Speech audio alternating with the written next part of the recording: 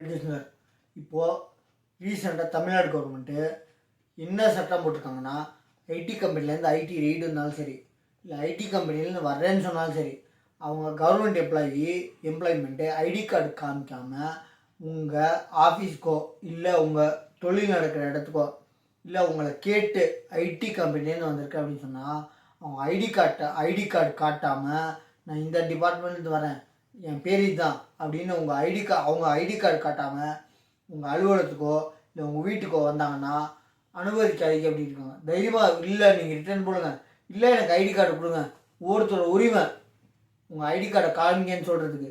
அது யாராகட்டும், தூய்மை பணியாளராகட்டும் இல்லை ஐஏஎஸ் ஆகட்டும், ஐடி கம்பெனிலேருந்து வந்தவங்க உங்கள் ஐடி கார்டை காமிங்கன்னு சொல்கிறதுக்கு யாருக்கும் உரிமை இல்லைன்னு சொல்ல முடியாது.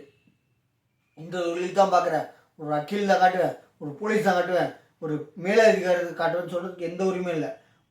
ஒரு ஐடி கம்பெனிலேருந்து வராங்கன்னா ரெய்டுக்கு வந்தாலும் சரி, இல்லை ஏதோ ஒரு டாக்குமெண்ட் செக் பண்ண வந்தாலும் சரி, உங்கள் ஐடி கார்டு கொடுங்க காமிங்க அப்படின்னு சொல்லி ஒவ்வொருத்தருக்கும் உரிமை இருக்குது, கேளுங்க.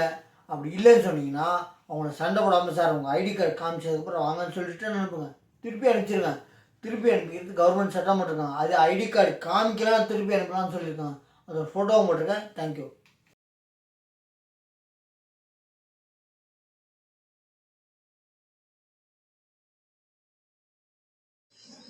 ஐயோ ஐயோ